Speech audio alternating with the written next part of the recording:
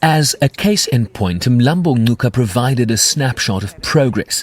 In Beijing in 1995, when then US First Lady Hillary Clinton famously said women's rights are human rights, and vice versa, there were just 12 women heads of state or government. Today, we have 22 out of 193 countries. Women's leadership, including young women, is vital in the face of urgent need to rebuild better after COVID. Women and people of the world are demanding these changes. In the decade of action, in the context of SDGs, there is no longer excuses for these imbalances. Multilateralism and the UN are indispensable, and women believe in it, and that it must become even more inclusive.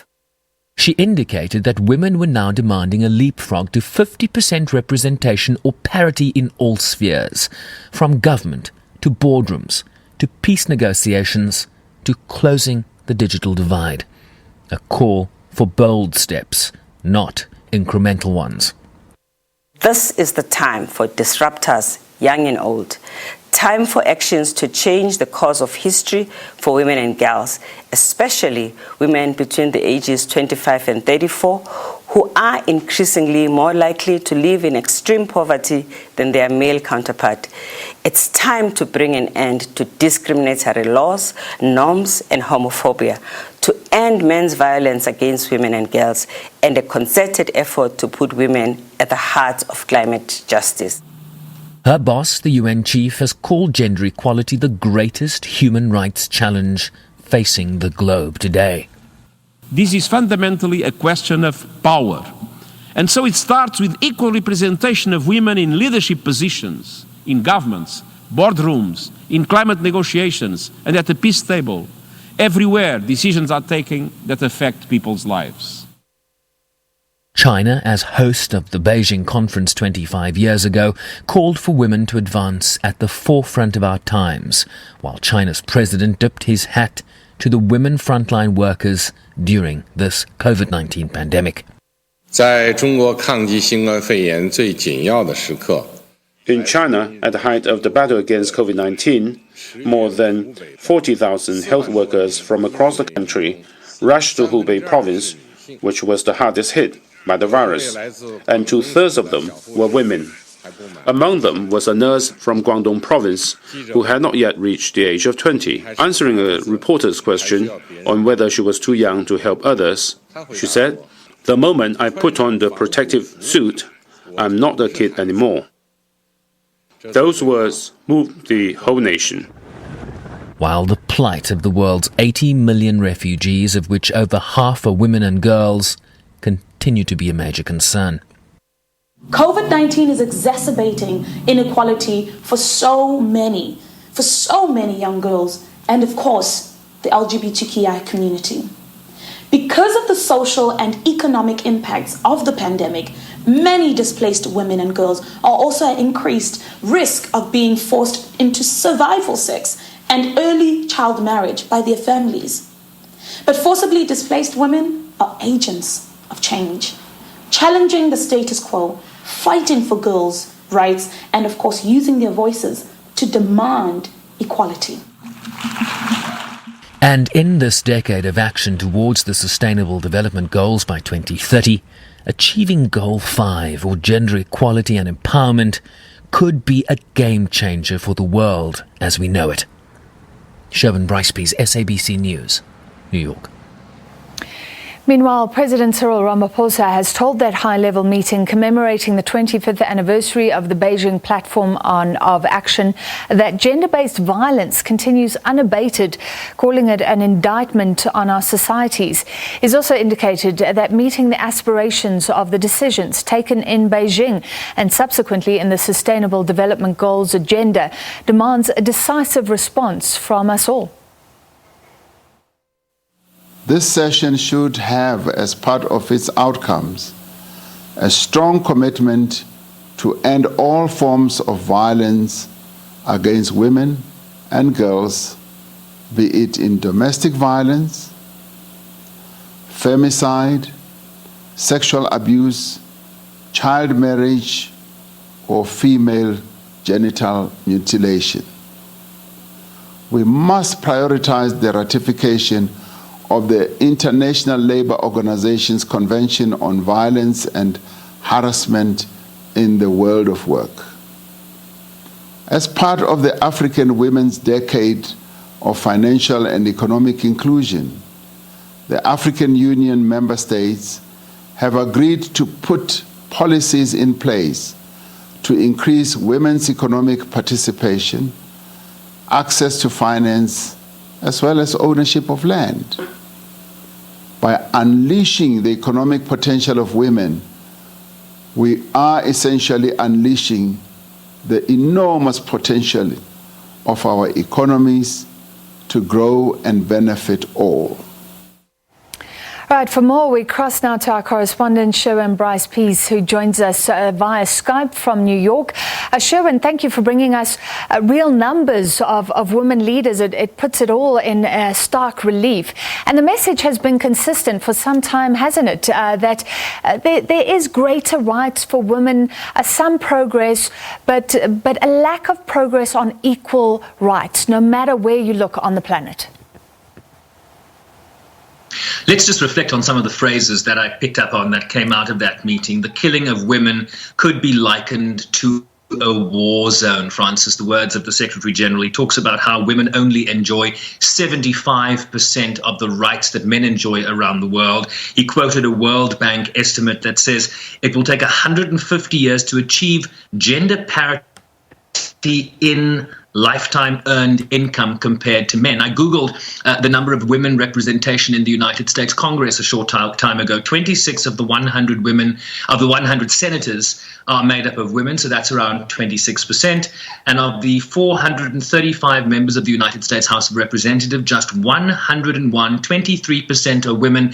And that was because there was a record number of women that were elected to Congress in 2018 in the midterm election. That number was 84 in 2017. This is what Phumzile Mlambo-Ngcuka had to say on exactly what is needed to change the game. With that bold leadership must come unwavering political will, proportionate to the challenges, together with urgent investment to back the statements, especially investment in women's organizations, young feminists leading change, and women's ministries and agencies. Our Secretary General has shown how political will and decisiveness from the top can bring parity in UN senior management and amongst resident coordinators. We are at crossroads. The future needs a meaningful intergenerational engagement. All races, genders, and people of different abilities, so that everywhere in the world, a 10-year-old girl in 2020 will be a thriving young woman in 2030. The executive director, they're referring to the United Nations Secretary General's leadership in terms of gender parity achieved in 2020 in terms of the leadership structures in the United Nations. 90%, 90 women and 90 men are now equivalently in leadership positions in the UN, and they are now working on parity at all levels within the organization, Francis. And things not looking good. It's now well documented here in South Africa and around the world the disproportionate impact that COVID-19 has had on women and girls. That appears to have been a concern raised again and again at today's commemoration, Sherwin. Well, women and girls, Francis, represent the most vulnerable sectors in societies around the world. And then if you look at subsectors of society, groups that are disabled, groups that are refugees, women disproportionately suffer within those subcategories disproportionately worse than their male counterparts. And so there are very practical things that, you know, in this data-driven approach that UN Women is pushing, that they expect of countries and leaders to implement so as to redress this, you know, issues around, caregivers, issues around labor in the informal sector that is disproportionately represented by women, indigenous groups as well. Let's listen to what President Cyril Ramaphosa had to say about practical steps Pretoria is implementing now to address the types of things we were talking about. We must provide more financial services to women who run small and medium enterprises through the provision of low-cost finance, giving them credit lines, as well as providing digital finance instruments. We must improve women's representation in decision-making structures like national parliaments, but also on company boards and in their management teams as well. Equal representation of women in all structures is not a favor to women.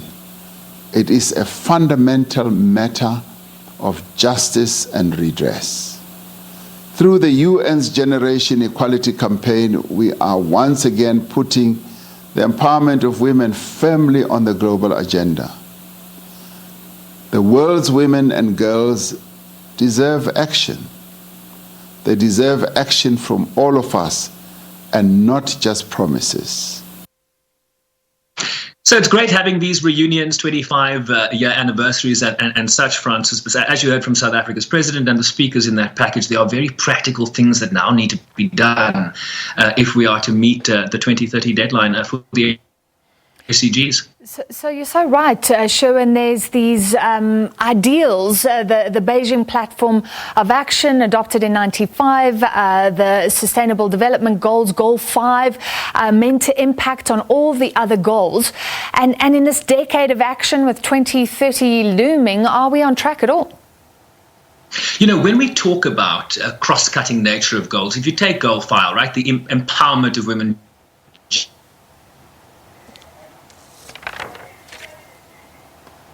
reducing hunger or access to healthcare and better quality education. Women tend to lead on these things if they have power in their pockets, money in their pockets.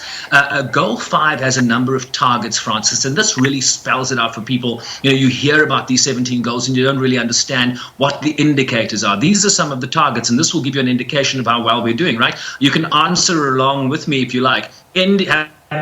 We ended all forms of discrimination against women and girls. That's one of the top targets in Goal 5. Have we eliminated all forms of violence against women and girls in public and private spheres? Have we eliminated all harmful practices like genital mutilation, such as child and early forced marriage? Do we recognize the value of unpaid care and domestic work through the provision of public services, infrastructure and social protection? Have we ensured full and effective participation and equal opportunities for leadership at all levels of decision making? I think on all of the top 5 targets in that goal, the answer is no. Yeah. And that tells you how much work there is to do by the 2030 deadline. We are now in the decade of action. Yeah, we're one year into it already. COVID-19 has complicated how we come out of this. 9 years to go. Will we make it? That's the big question, Francis. Indeed, Sherwin. No on all those counts. All right, thank you so much. And really looking at how vulnerable girls and women still are. Sherwin Bryce-Pease, our US correspondent.